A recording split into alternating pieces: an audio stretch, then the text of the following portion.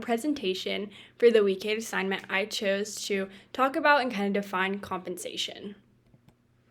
So this is the agenda for the presentation. First, we're going to describe and define compensation. After that, we're going to talk about the benefits of compensation and the challenges related to it.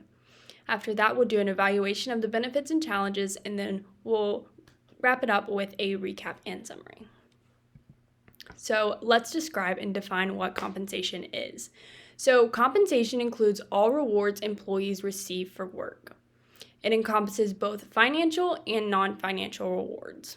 So it can be things like insurance, wages, salaries, but it can also be things to meet psychological and emotional needs, such as recognition or praise, or even like an award.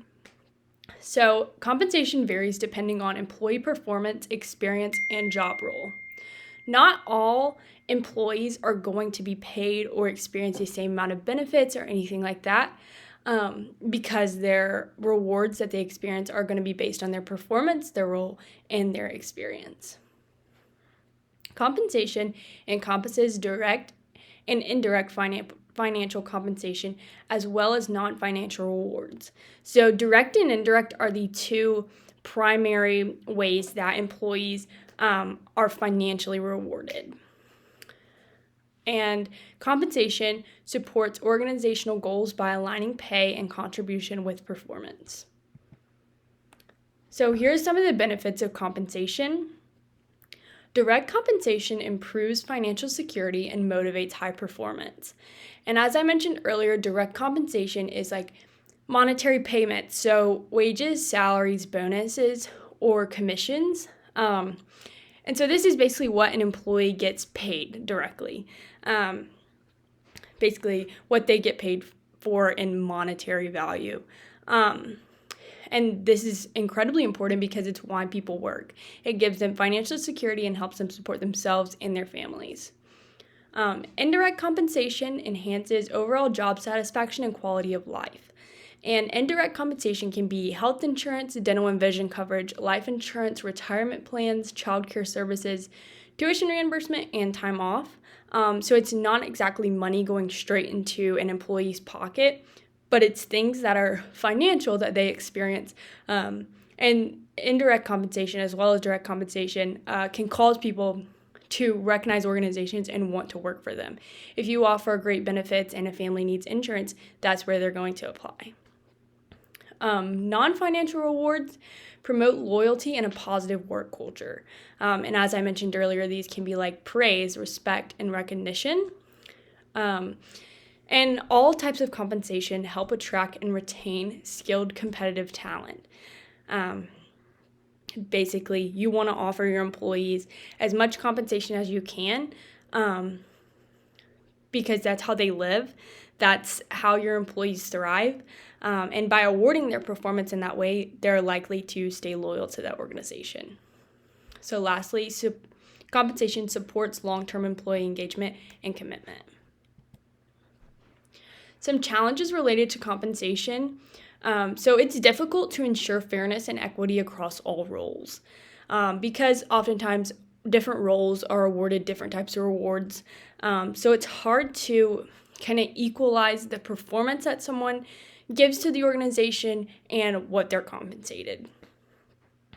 So budget constraints can limit compensation options. If an organization has to stay upon a strict budget, it's hard to compensate employees more, even if they are performing more or gaining more experience, things of that nature. Another challenge is keeping pace with changing market rates is resource intensive. So if other people are changing how they compensate employees within their organization, it's going to be necessary for you to do that as well, and it can be resource intensive. And this is because employees look at pay and they look at benefits, and they also look at non-financial rewards, so like respect and how they're treated, how an organization treats employees. So if one organization is rewarding their employees greatly, it's important that other organizations do also so they can compete. But like I mentioned, it is resource intensive. Another challenge is that compensation may not always reflect individual effort accurately. People can do things behind closed doors. People can work harder than what their performance shows. So it's hard to compensate people accurately. It kind of, like I mentioned earlier, making that what they put in and what they get out of it even is super hard. Lastly, balancing financial and non-financial rewards can be complex. It's a hard process, but it's definitely important for organizations to compensate their employees competitively. Here's an evaluation of the benefits versus the challenges. So, a well-structured compensation system improves morale and productivity. If you're paying someone well, if you're giving them a lot of benefits, if you're recognizing them, it's likely that they're going to be more productive than if they worked in an organization that didn't. And as far as the morale is going to be great because people are going to want to be there. They're going to want to make money and be compensated for what they're doing. So it's important that compensation systems are competitive. Even though compensation is a complex part of an organization, fair compensation enhances organizational loyalty. And this is important because kind of the next point too, benefits of competitive pay and recognition outweigh the cost of turnover. So you are going to want to pay your employees fairly and competitively because replacing them once they leave, say they go and try to get into an organization with better compensation, it's going to cost you to replace them. If you think about the complete cost of turnover. So recruiting, hiring, training, it's going to cost more, so it's better to just competitively pay and reward an employee. Another evaluation, combining financial and non-financial rewards boosts motivation. It's important not to just choose one or the other because some people, they like monetary, they like money, they like salaries being increased, they like bonuses. But other people may view emotional and psychological needs met having more value than a bonus. So it's important that organizations recognize the need for financial and non-financial rewards. Lastly, strategic compensation is key to organizational growth and resilience. You have to pay employees for what they put in, and if you pay them competitively, they'll give you more and more. Here's a recap and summary. So, compensation includes direct pay, benefits, indirect pay, and non-rewards. It plays a key role in attracting, retaining, and motivating employees. This is basically why organizations compensate employees. So they stay, so they can support their families, and so they're motivated to work. Next, direct and indirect compensation influences financial well-being and satisfaction.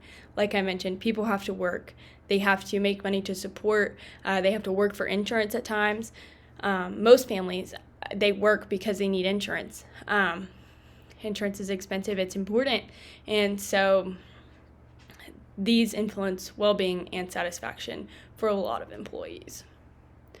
Non-financial rewards support emotional needs and strengthen workplace culture. By recognizing people and respecting them and letting them know that they're valued, their emotional needs are supported and the workplace culture is strengthened because they feel good about themselves. They want to be there, they want to work.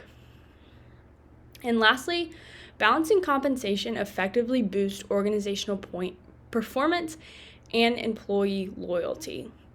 When you're paying someone good, they want to be there, they want to perform, and that's super important.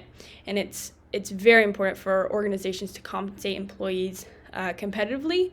It keeps employees loyal to the company, and it allows them to support themselves and their families. And here's my reference. It's the textbook for the course. Thank you.